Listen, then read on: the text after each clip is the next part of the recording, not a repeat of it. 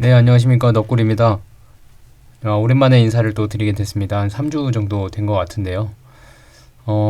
지난 3주 동안은 제가 일이 좀 본 업무가 좀 바빠서 영상을 많이 찍을 시간이 없어서 많이 찍지를 못했고요. 물론 뭐 구독자 여러분들께는 좀 죄송하긴 하지만 제가 누누이 말씀드렸다시피 유튜브가 주업이 아니기 때문에, 물론 주업이면 하루에 몇 개씩 올리겠죠, 그죠? 네, 주업이 아니기 때문에 부업으로 하고 있기 때문에 조금 이제 양해를 좀 부탁드리겠습니다. 대신에 오늘은 좀 짧지만 좀 강렬한 내용을 한번 얘기를 해볼까 하는데, 다들 궁금해 하실 것 같아요. 과연 이뮤노반트는 언제 인수를 당할 것인가? 이뮤노반트는 언제 인수를 당할 것인가? 자, 최근에 이뮤노반트에서 지금 좀 파이프라인에 대한 미래 계획 수정이 많이 있었죠. 여기 보시면 이뮤노반트 리더십 팀 변경 및 쇼그렌병 및 피부 루푸스 홍반성 루푸스의 1402에 대한 추가 정점 포함한 로이반트의 다음 성장 단계 발표에서 최근에 이뮤노반트에 조금 많은 변화가 있었습니다. 당초에 2026년 3월까지 총 6개 파이프라인을 개발하고 2027년 3월까지 총 10개 파이프라인 개발하겠다라고 했는데, 이거를 수정을 했어요. 어떻게 수정을 했냐면 일단 6개 파이프라인이 지금 총 6개가 됐거든요. 예를 들면 뭐 MG, 그 다음에 CIDP, CIDP 그죠? 그 다음에 GD, 그레이브스병, 그 다음에 류마티스병, RA, 그 다음에 이번에 한 쇼그렌병, SAD, 그 다음에 루푸스, SLE인가요? 네, 이렇게 총, CL이죠, CLE. 총 이렇게 6개의 질환에 대한 파이프라인 개발을 선포를 했는데, 2026년까지는 아니고 지금 2025년 상반기니까요. 상반기까지 총 6개 파이프라인을 1402로 개발하겠다고 천명을 했습니다. 근데 2027년 3월까지 총 10개를 한다 그랬는데, 그거는 조금 뒤로 미룬 듯이 10개 파이프라인까지는 안 할 것 같아요. 그러니까 전체적인 개발 전략이 어떻게 수정이 됐냐면, 가능한 질환에 대한 파이프라인을 여러 개 확장했던 기존과는 달리 이제는 좀 집중해서 시장 사이즈가 있는 질환에 집중해서 파이프라인을 선점 개발하겠다. 그러니까 이게 그런 거거든요. 지금 자가면역 질환 치료제들 휴미라 같은 경우, 글로벌 1등 매출을 일으켰던 휴미라 같은 경우도 파이프라인이 한 10개 정도 됐나요? 그렇게 많지는 않았습니다. 근데 전세계 매출 의약품 1등을 했던 이유는 파이프라인의 개수가 많아서라기보다는 시장에 적절하게 잘 침투를 해서 그렇거든요.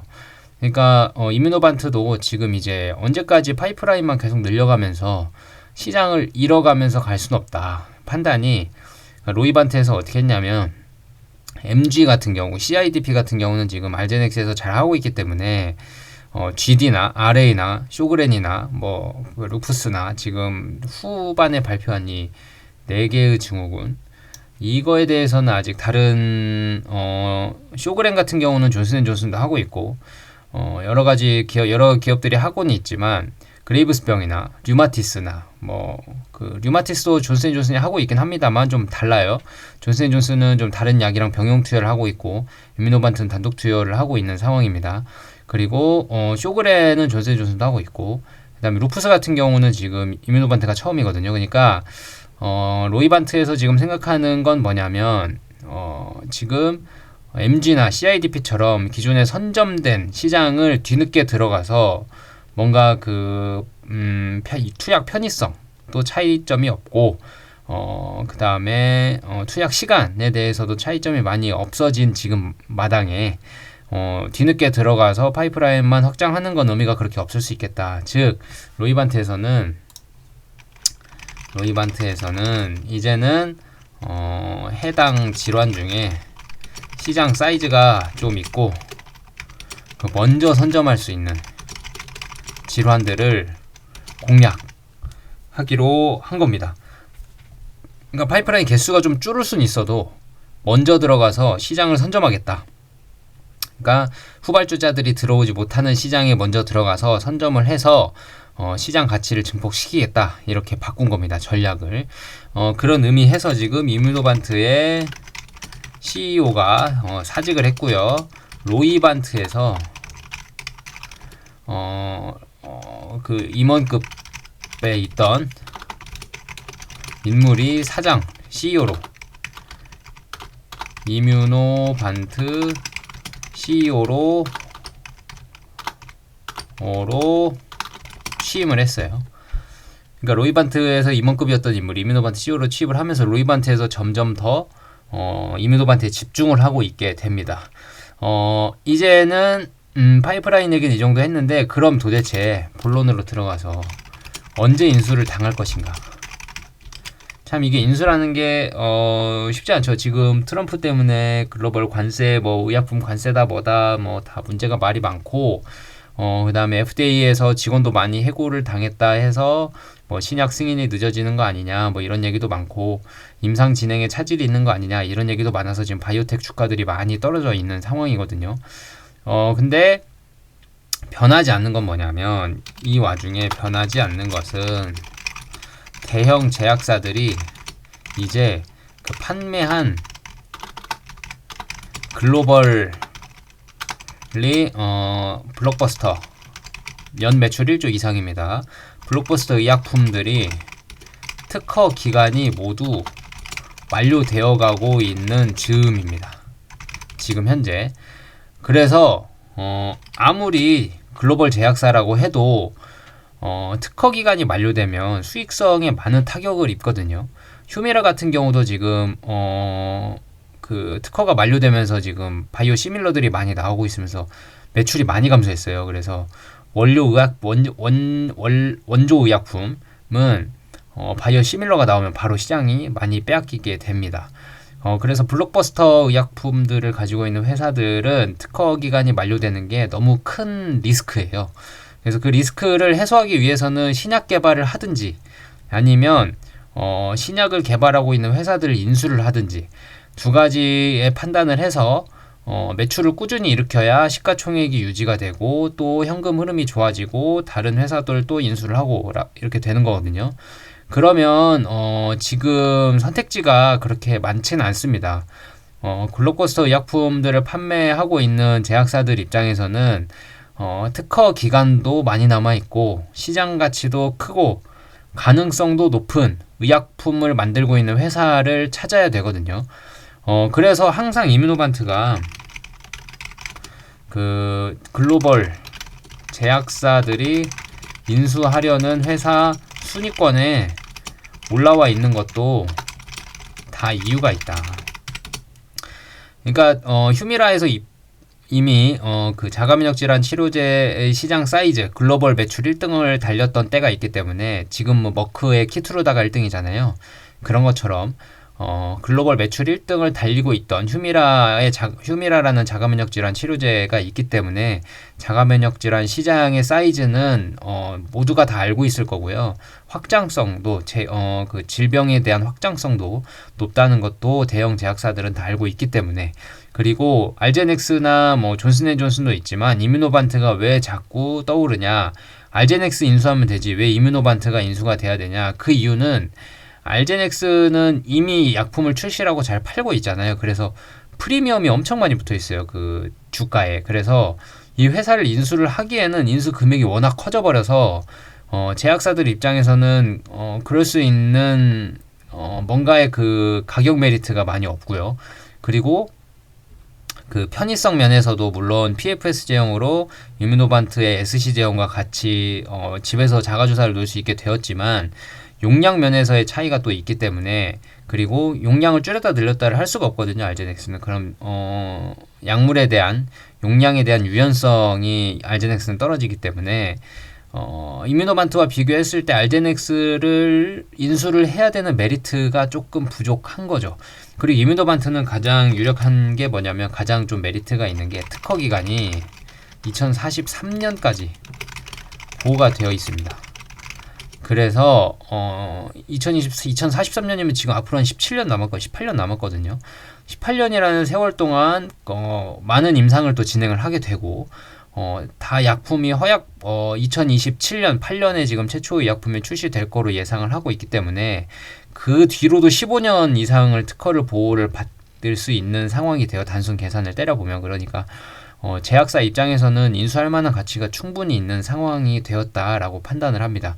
그러면 도대체 이뮤노반트가 언제 인수가 될 건지, 그러면 로이반트에서 시장에 이뮤노반트를 매물로 내놔야 되잖아요. 매물로 언제 내놓을 것인지를 보려면 과거 로이반트의 인수 사례를 좀 보면 됩니다. 과거의 로이반트 중에서, 로이반트 자회사 중에서 그 텔레반트라는 얘가 있어요. 텔레반트는 뭘 만드는 회사였냐면, 염증성 장질환 치료제. 이게 타겟이 TL1A를 타겟하는 치료제거든요. 이 치료제를 개발하는 텔레반트를 약 9조 원에 팔았어요.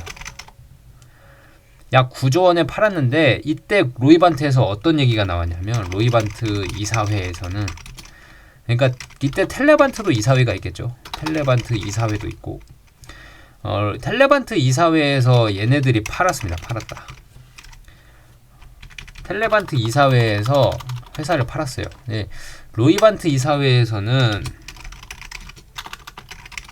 무슨 말이 있었냐면, 이거 너무 일찍 팔았다. 더 비싸게 팔 수 있는데 너무 일찍 팔았다. 이 말이 무슨 말이냐면, 임상이 더 진행된 후에 팔았으면 더 비싸게 받을 수 있었다. 이 말로 좀 해석이 됩니다. 그러니까 이뮤노반트 같은 경우도 팔려야 되잖아요, 나중에. 근데 지금 임상 2상, 3상에 막 들어간 약물들인데, 이 약물들 지금 임상 열심히 진행을 하고 있는데, 효과도 좋고 뭐 그렇게 부작용도 많지도 않고요. 효과가 잘 나타나고 있고, 용량 유연성도 있고, 편의성도 있고, 베스트인클래스, 향후 베스트인클래스 치료제로 각광을 받고 있죠. 그레이브스나 뭐 류마티스나 쇼그렌이나 뭐 루푸스 같은 경우는 거의 퍼스트인클래스인 것들도 있고, GD 퍼스트인클래스고 베스트인클래스 둘 다 노리고 있고요. RA도 그 D2T RA죠.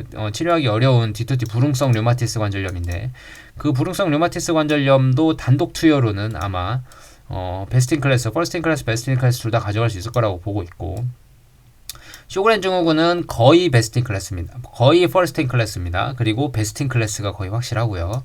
쇼그렌은 그러니까 퍼스트인클래스라고 말을 못하는 게, 지금 저기 존슨앤존슨도 하고 있기 때문에 퍼스트인클래스는 아니지만 거의 뭐 6개월 차 정도 될 거예요.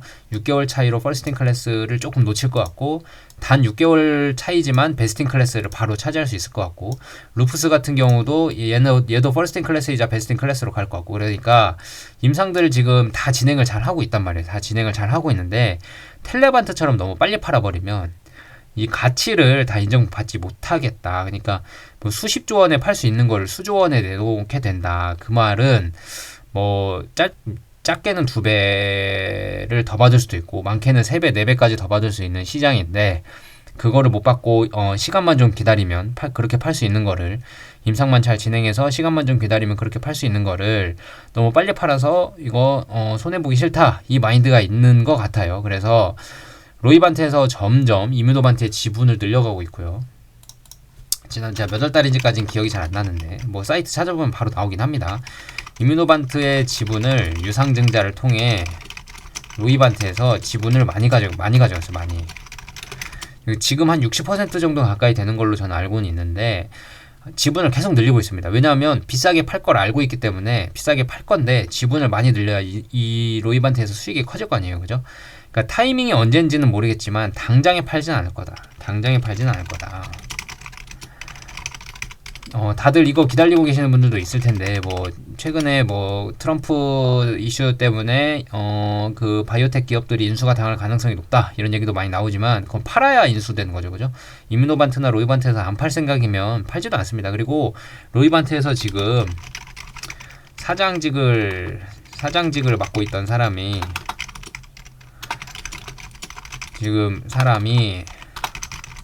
이뮤노반트 CEO로 갔잖아요.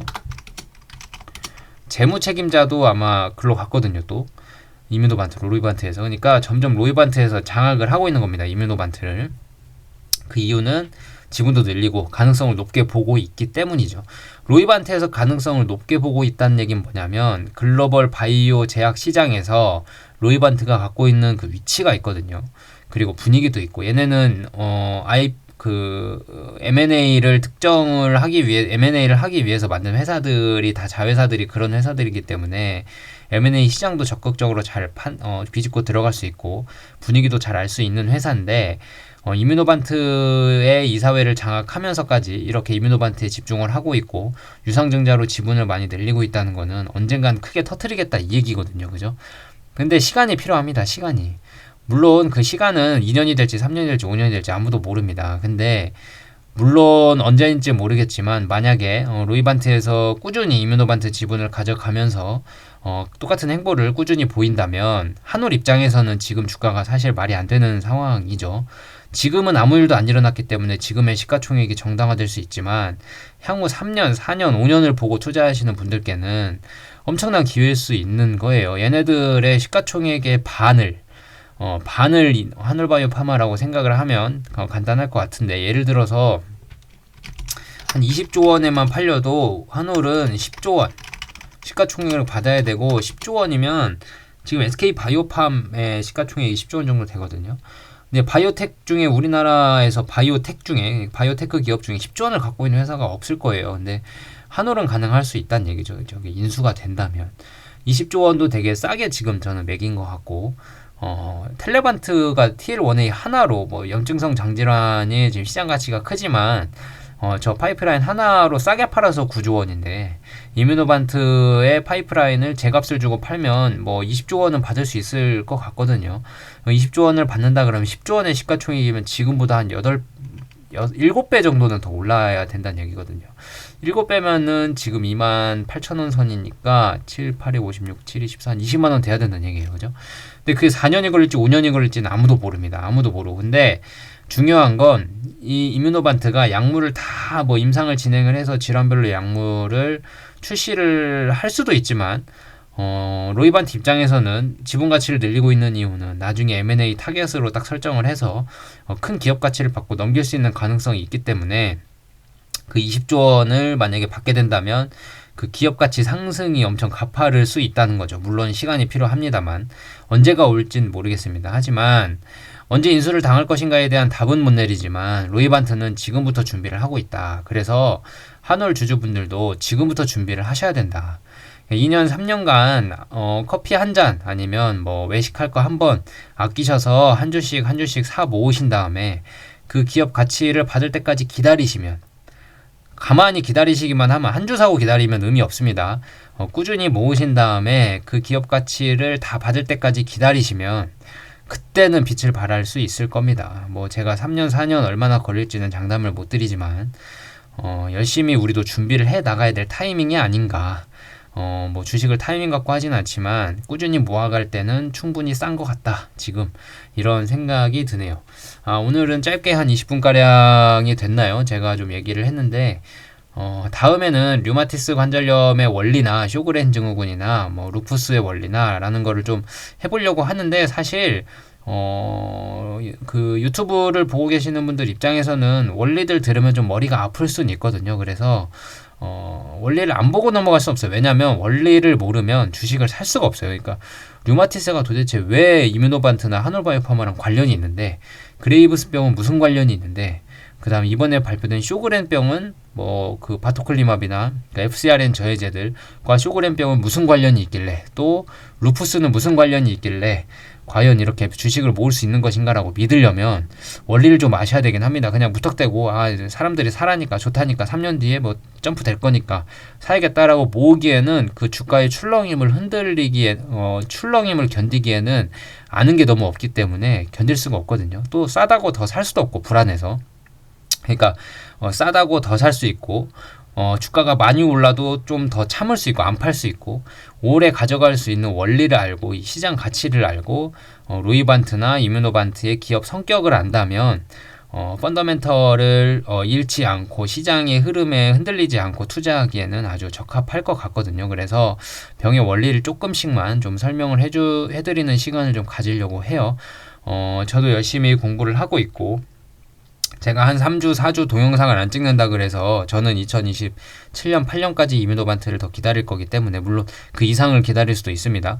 더 기다릴 거기 때문에 이 사람 동영상 찍다가 안 찍는 거 보니까 이 사람 판 거 아니야? 라고 생각을 한다면 큰 오산이십니다. 저는 계속 참을 거고 기다릴 거고 같이 할 겁니다. 그래서 물론 잘못될 수도 있습니다. 그것도 제 리스크고 인생에서 크게 책임져야 될 부분이지만 제가 그렇다고 돈이 뭐 한 달 월급이 몇백만 원씩 받는 사람도 아니고 지금 직장인들 분들과 그렇게 큰 차이가 나지 않아요. 뭐 한 달에 뭐 적게 받으면 많게 받아도 적게 받아도 뭐 비슷한 수준 이기 때문에 여느 직장인들과 다 비슷한 수준이기 때문에 전혀 그런 거 아닙니다. 저도 한 달에 3주, 4주 이런 식으로 사서 모으고 있는 입장입니다. 저도 나가는 돈들이 있어서 많이 사지는 못하고 있고 3주, 4주 막 이런 식으로 모아가고 있는 입장에서 유튜브를 찍고 있기 때문에 이 사람 유튜브 안 찍고 있는데 이거 판 거 아니야? 라고 생각하시기에는 제가 크게 막 엄청 막 몇천만 원씩 막 한 달에 몇천만 원씩 사고 막 이런 정도는 아니거든요. 그러니까 안정적으로 꾸준히 모아가겠다. 저는 이 생각이고,